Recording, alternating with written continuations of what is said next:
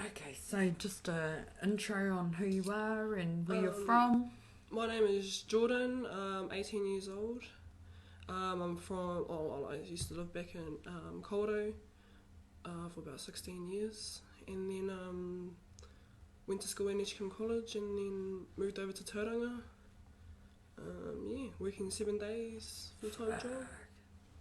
Yeah, That's living my hefty. best life, pretty to be honest. Hey, Yep, winning. never been happier. Yeah. Awesome.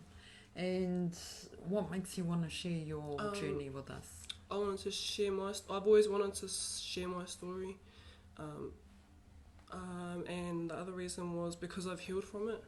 I've healed from my past, and I just wanted to let other people out there that are experiencing the same that it's alright to ask for help, Yeah, to reach out. There are a lot of systems that can help.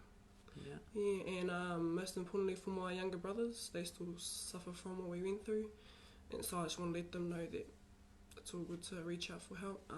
Yeah. Mean, man. And fuck, 18 years old.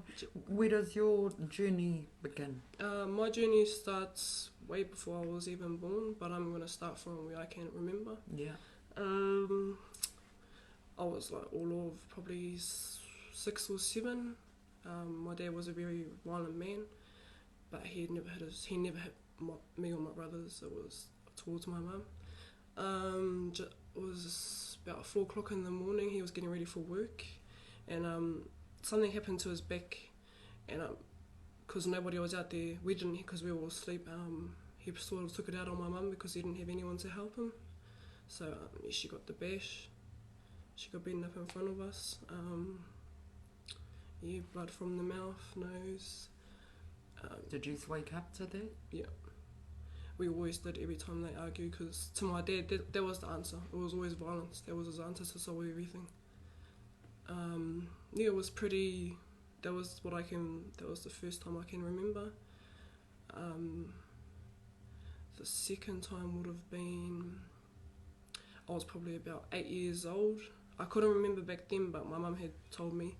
So my mum had caught my dad cheating with his first cousin. He slept with his first cousin. Once my mum asked him about it, he nearly killed her. Tried to run her over through the garden hedges, threw them at the windscreen, because my mum was trying to protect us, so we were locked in the vehicle. Yeah, threw garden hedges at the window, and then stood behind the car and wouldn't let us leave, so my mum just reversed into him. Yeah, and then pressed charges. How does that feel? Fucking, even just going back to that first time, 4 o'clock in the morning, and you wake up to that. How do you feel? It's pretty. It was annoying because it happened like at least 4 times a week. It was always over. It was always over little bullshit. Always over little things. But the thing was with him, if anything happened to him, he had to make it. It had to be all of us. It was all our problem. Oh, yeah. And we were only, my younger brother's probably 4 and 5. Yeah, and he just didn't. He didn't care. While they were arguing. So, Yeah. like, you say that it became annoying. That's pretty out of it, eh? Because a lot of people, just to hear that once, would be like, oh, what the fuck? Yeah. But for you guys to use that term annoying obviously means that it happened quite regularly. Yeah, it happened a lot. It happened. Yeah, it was pretty much normal. It was a normal life for us. Did you think that it was fucked up and wrong? Or? Yeah. But the thing is, we had so much love for our dad. We loved our dad so much. Like we knew what he'd done to my mum and stuff, but we just had so much love for our dad. So there was times my mum used to pull us away from those situations, and we'll just cry to go back. Aye. Yeah, we'll just cry to go back. But she put up with it for about 16 years, and then that didn't stop him. That never stopped him. My mum had to eventually move away. But even, it was, most arguments would be before he went to work, so it's about 3 in the morning, 4 in the morning, or when he would get home. Like my mum used to work at the Kauro mill, 9-hour shift. She'd come home and she'd be asleep, and he'll just give her a hiding because dinner's not cooked, or the house isn't clean. Yeah, we just punched her teeth out before she was 30. She had false teeth. Black eyes. and his parents used to come over for a cup of tea and sit there while my mum was with swollen black eyes. No help? No. She lost a lot of family members. Yeah, we lost a lot of family members because of that. But over the littlest things, like she didn't cook dinner or dinner wasn't on the table, hiding. Yeah, through the war, whether it was even he wouldn't even let her go to the toilet. Wow. Did you ever try to like jump in? And Yeah, we tried to. I've tried to protect my mum a lot of times, but he'll still get her. Yeah.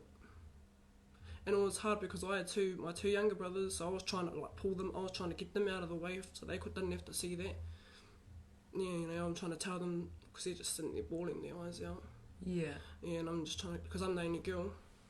Yeah, and so I was around then. I was the oldest child that was at home, and so I'm trying to protect my younger siblings, trying to stop my dad from beating up my mum. My mum was screaming. He did. He was so cool. Did you ever try to talk to anyone about it, or? No, because back then I thought like if I was to talk to someone, would get taken away from SIFs, but I thought like would get pushed to another family, and I didn't want that, so I didn't ask for help. So that's like one of the main reasons I come on to speak. Yeah. Was because I never asked for help until I turned 17. Yeah, until I turned 17 and I asked my nan if I could go to counselling. What was that moment where you were like, you know what, fuck, I need to do something? I was just thinking about life without me. Like suicide was heavy on my mind. It was always heavy on my mind. How come? I just hated it. The yelling, everything, it triggered me straight away. Tears. But it was just how he beat my mum. Like it was vicious. Blood, nose, black eyes. But yeah. And then you became suicidal. Yeah, I just felt like giving up, leaving. But I had my two younger brothers there, so they pretty much got me over. And then you reached out to someone? We reached out. Oh, my grandparents didn't. Oh, they knew, but it was. I rang my grandparents and my grandparents took us off at my parents. Yeah. And we moved out to stayed with my nan.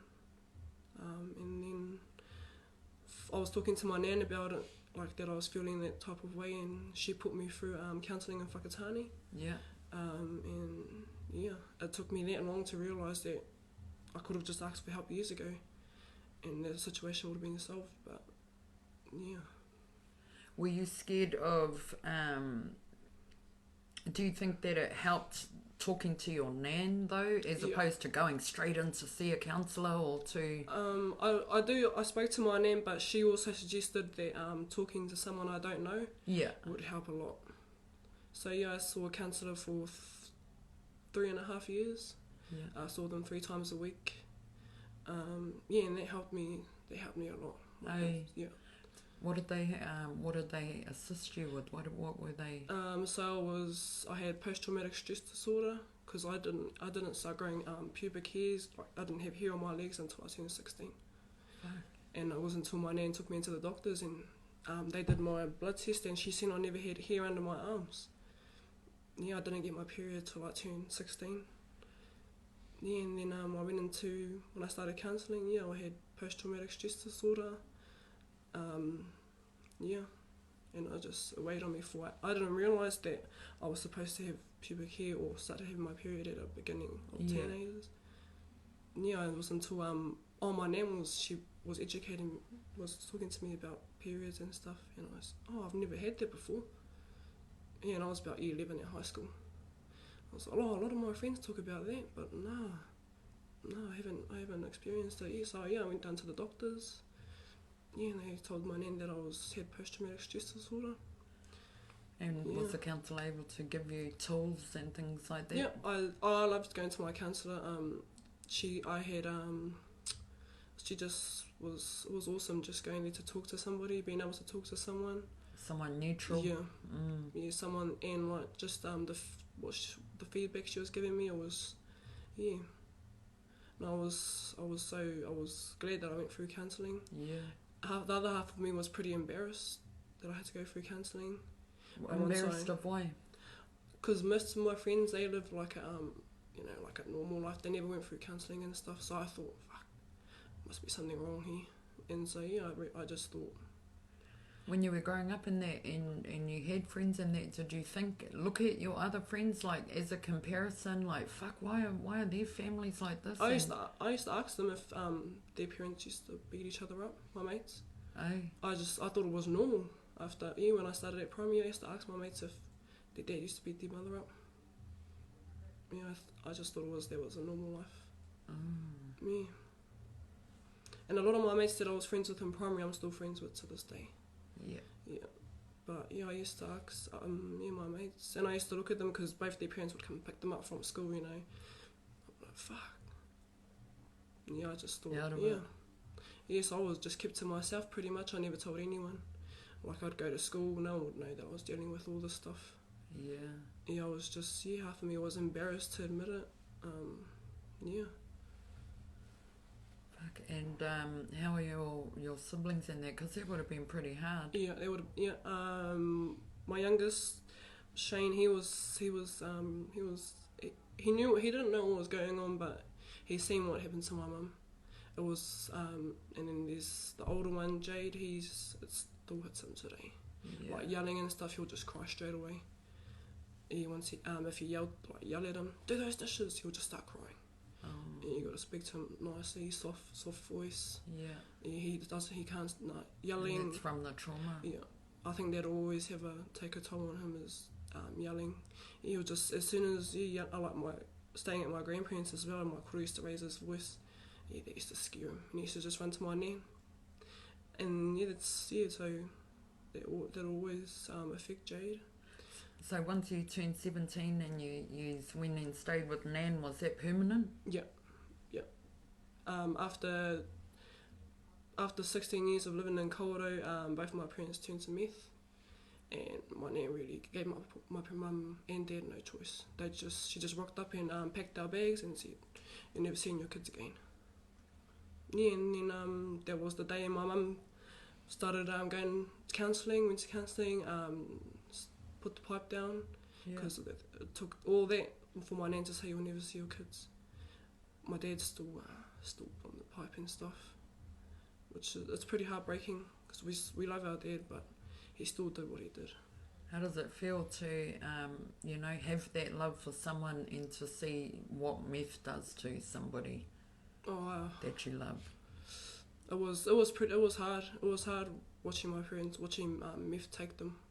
It was both my mum and my dad. Especially my mum, she was hard out onto it. I got on mum for getting off.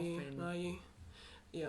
No, we were so happy once mum came clean, moved over to Tauranga.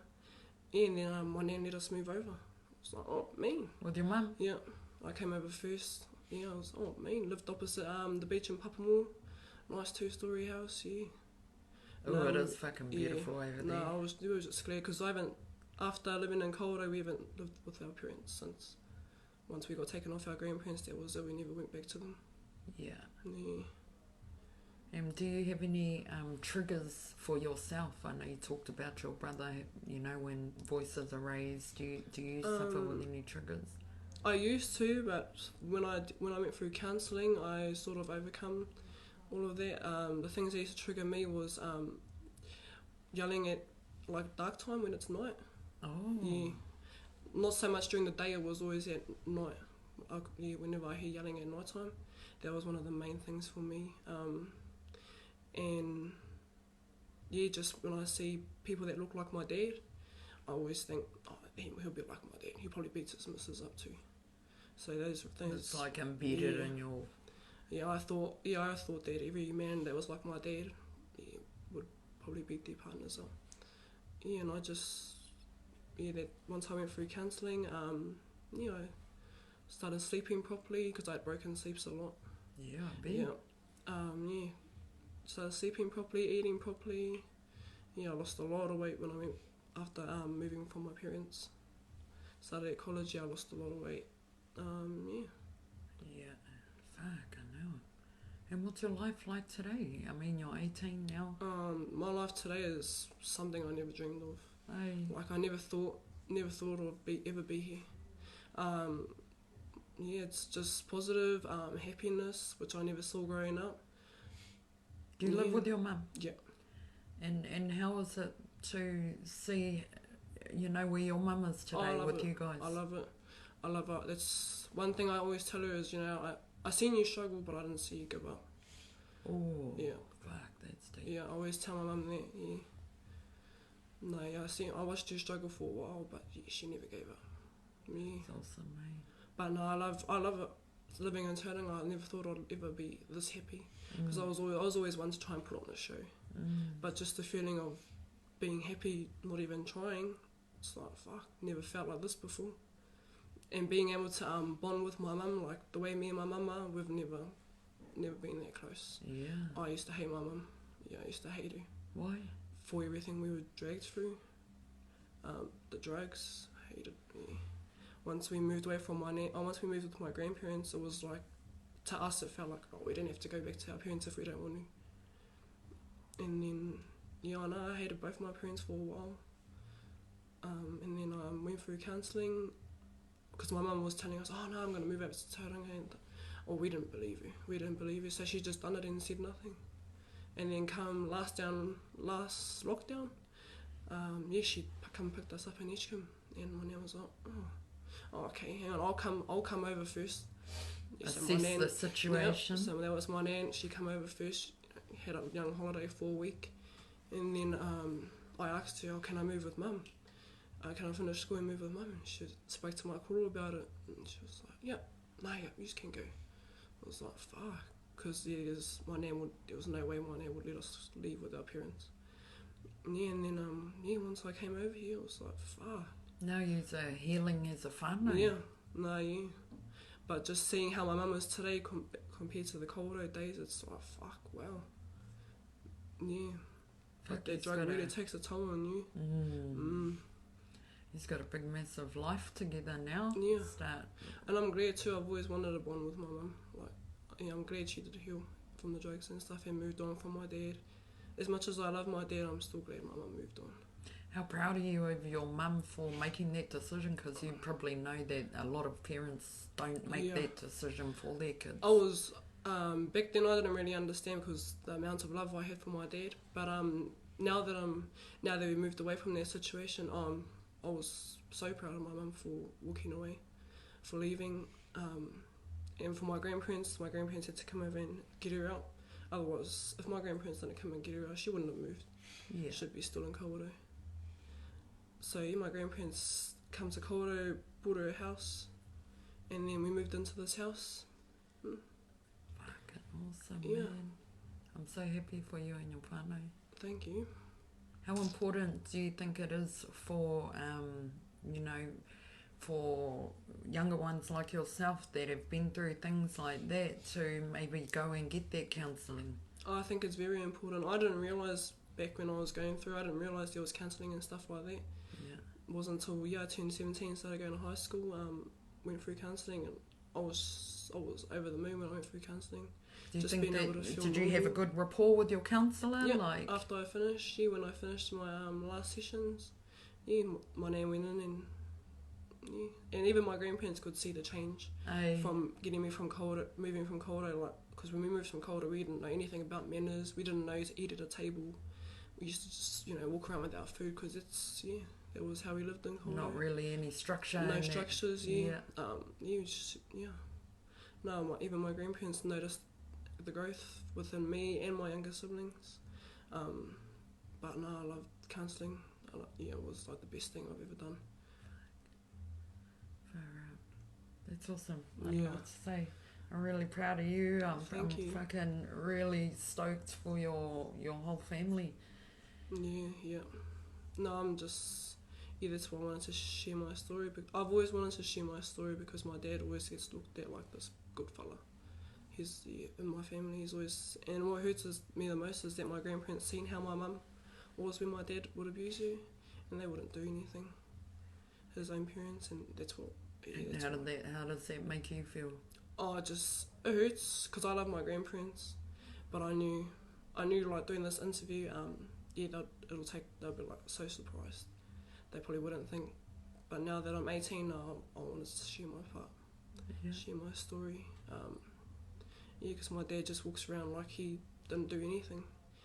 In his eyes, it'll always be my mum's fault. Every hiding was my mum deserved it. And yous were right there to witness. Yeah, everything. We saw it all thrown through the walls, dragged by the hair along through the kitchen. And it was hard for us because we were scared of our dad. Oh yeah, we were shit scared of our father. Even just him speaking to us would scare us. And that's not, now that you are living in the situation that you are in now, which is awesome. Yeah. You look back at that and pretty much living in fear. Yeah, to be honest, we were like walking on eggshells. Yeah.